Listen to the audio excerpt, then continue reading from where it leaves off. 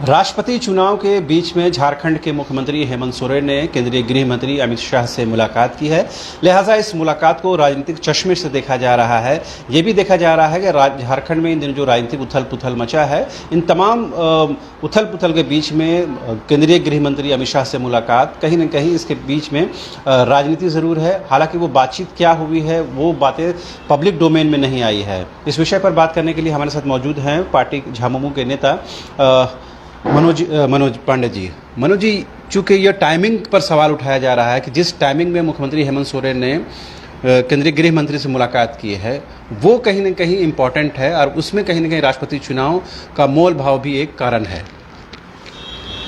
देखिए, समय को लेकर भले ही कोई राजनीतिक अटकलबाजियाँ लगा ले, लेकिन एक राज्य के मुख्यमंत्री का अपने देश के गृह मंत्री से मिलना और समसामयिक विषयों पर चर्चा, जो ज्वलंत मुद्दे हैं इस राज्य के, उस पर चर्चा, और साथ ही राष्ट्रपति का चुनाव, वो भी बहुत महत्वपूर्ण है और उसकी भी चर्चा हुई होगी।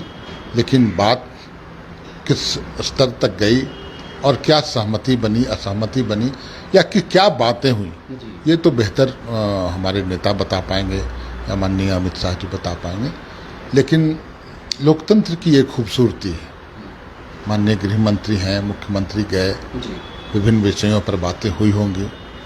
बहुत सारे मुद्दे हैं, सरना धर्म कोड का मामला इतने दिनों से लंबित है, बहुत ही बहुप्रतीक्षित मांग है सरना धर्मावलंबियों का, तो उस पर सरकार की तरफ से उस मुद्दे को कैसे जल्द से जल्द समाधान किया जाए।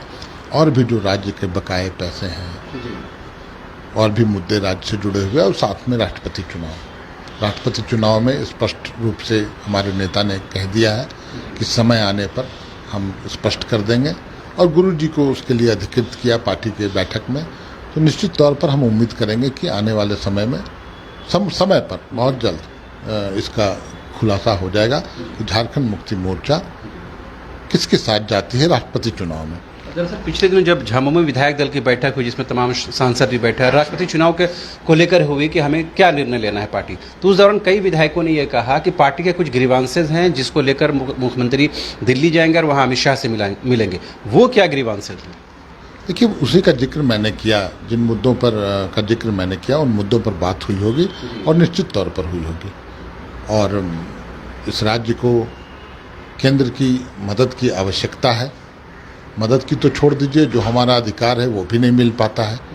और अमित शाह जी एक, मुझे लगता है सरकार में हो या पार्टी में हो, सेकंड नंबर उनकी मानी जाती है। तो बहुत महत्वपूर्ण भूमिका है उनकी। अगर वो सकारात्मक सोचें इस राज्य के बारे, तो इस राज्य के विकास में कहीं कोई कसर नहीं रह जाएगी। चूँकि आज इलेक्शन कमीशन ऑफ इंडिया में मुख्यमंत्री के मामले की सुनवाई भी है, उससे पहले ईडी की कार्रवाई करीबन 1 महीने से ज़्यादा समय से चल रही है, इधर शेल कंपनियों का मामला भी कोर्ट में चल रहा है, इस बीच राष्ट्रपति का चुनाव, इन तमाम घटनाक्रम के बीच में मुलाकात और लंबे समय के बाद गृह मंत्री से मुलाकात हो रही है, तो क्यों नहीं इसे राजनीतिक चश्मे से देखने की ज़रूरत है और क्यों नहीं इसे बार्गेनिंग के नज़रिए से देखा जाए? नहीं, देखिए, जो मामले चुनाव आयोग के पास विचाराधीन है, उस पर चुनाव आयोग फैसला लेगा और अर्ध न्यायिक प्रक्रिया है। उनके पास जो शक्तियाँ निहितार्थ हैं, उसके तहत उनको फैसला लेना है। फैसला अगर हमारे अनुकूल गया तो ठीक है, प्रतिकूल गया तो निश्चित तौर पर हम, जो न्याय व्यवस्था है उसके तहत हम ऊपर की अदालत का दरवाज़ा खटखटाएंगे और न्यायपालिका पर हमें पूरा विश्वास है। तो जो काम जिन संस्था को करना है, हमें उम्मीद है वो काम वो कर रही हैं। इसमें बहुत ज़्यादा इसको कोरिलेट करने का मुझे लगता है कोई मतलब नहीं है। जिन विषयों पर बात होनी थी उन विषयों पर बात हुई होगी। ये तो प्रक्रिया है, ये न्यायिक प्रक्रिया है, न्यायिक प्रक्रिया चलेगा। चूँकि विपक्ष के जो उम्मीदवार हैं यशवंत सिन्हा जी, वो कह रहे हैं कि जब ये सहमति बनी थी उनके नाम पर, उस दौरान आप लोगों की भी सहमति थी, मगर नॉमिनेशन से आप लोगों ने दूरी बना ली। ये न कहीं ये बताता है कि आप लोगों ने उनके साथ विश्वास पर खरे नहीं उतरे। कल जैसा उन्होंने दिल्ली में प्रेस कॉन्फ्रेंस करके कहा है, इससे वो आहत भी हैं। देखिए, आहत हैं, मर्माहत हैं, ये हो सकता है उनका निजी मामला है, लेकिन बैठक में जहाँ तक मुझे जानकारी है, नाम पर सहमति नहीं बनी थी, जहाँ तक मुझे जानकारी है। लेकिन उसके बाद जो डेवलपमेंट हुआ, एनडीए ने अपने उम्मीदवार की घोषणा की, उसके बाद यूपीए के उम्मीदवार की घोषणा हुई है, जहाँ तक मुझे पता है। तो बदली हुई परिस्थितियों में पुनर्विचार की तो आवश्यकता थी। हम अपने विधायकों, अपने लोगों, झारखंड के हमारे जो करोड़ों चाहने वाले हैं, उनकी जनभावनाओं के अनुरूप ही हम फैसला लेंगे, और वो फैसला कुछ भी हो सकता है। तो वो फैसला लेने के लिए अधिकृत हैं गुरुजी, और उसी क्रम में कुछ बातें हुई होंगी अमित शाह जी से भी। बात किस तरह की बातें हुई, मुझे लगता है 2-4 दिनों में सब स्पष्ट हो जाएगा। आपको नहीं लग रहा कि राज्यसभा चुनाव के दौरान कांग्रेस के खिलाफ जाकर आप लोगों ने प्रत्याशी उतारा, अब राष्ट्रपति चुनाव के दौरान शुरुआती दौर में आप लोगों की सहमति थी, अब जाकर पीछे हट रहे हैं, तो एक और गांठ बनने की उम्मीद है इसकी? नहीं, कोई गांठ बनने की उम्मीद नहीं है। आप देखिए, जैसे ही घोषणा होगा हमारी पार्टी की तरफ से, सभी बातें स्पष्ट हो जाएंगी। अभी तो सिर्फ कयास लगाए जा सकते हैं कि हम ऐसा करेंगे तो वैसा करेंगे।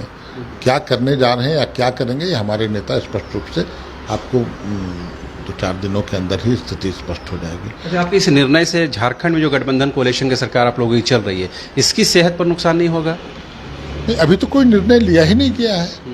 अभी तो निर्णय यही है कि हम लोग पुनर्विचार कर रहे हैं, फैसला लेंगे।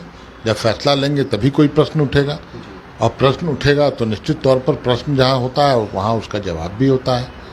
तो बदली हुई परिस्थितियों में अगर वैसी परिस्थिति पैदा होगी तो मुझे इतना विश्वास है कि हर परिस्थितियों में से निपटने की क्षमता हमारे नेता में है, और कोई भी निर्णय लेने से पहले मुझे हो सकता है ये शेयर करें, यूपीए गठबंधन के जो नेता हैं उनसे भी शेयर की जाए, लेकिन पहले निर्णय तो आए। अभी तो निर्णय ही नहीं आया है।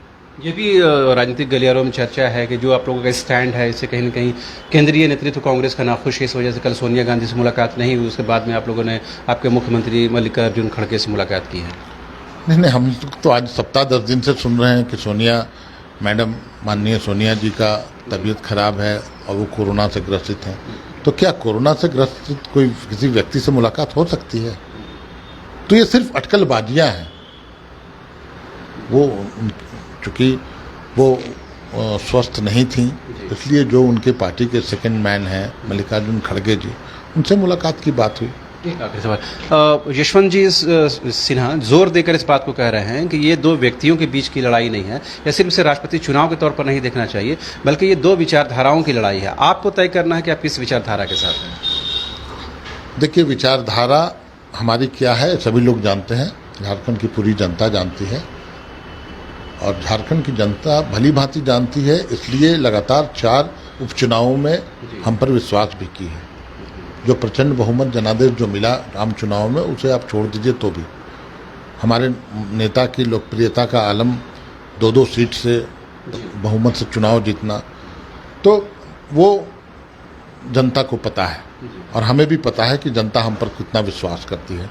हमने ये स्पष्ट बोला है कि पुनर्विचार किया जा रहा है। जो भावनाएं हमारे नेताओं की होगी, सभी विधायक सांसदों की, उस अनुरूप ही फैसला लिया जा सकता है। तो आपने सुना, ये थे मनोज पांडे जी, जो झारखंड मुक्ति मोर्चा के अंदर एक अलग पहचान रखते हैं। इन्होंने साफ तौर पर कहा कि राष्ट्रपति चुनाव को लेकर पार्टी जल्द ही कोई निर्णय ले लेगी और उसे तमाम गठबंधन दलों को अवगत करा दिया जाएगा। लेकिन जिस तरह से यशवंत सिन्हा जी ये कह रहे हैं कि ये दो विचारधाराओं की लड़ाई है, लिहाजा तमाम पार्टियों को, तमाम दलों को, तमाम नेताओं को ये तय करना है कि वो किस विचारधारा के साथ है। ऐसे में कहीं न कहीं जेएमएम को भी तय करना होगा कि वो किस विचारधारा के साथ खड़ी है। कैमरा पर्सन संजय के साथ रांची से न्यूज़ बाइस्कोप के लिए शहनवाज।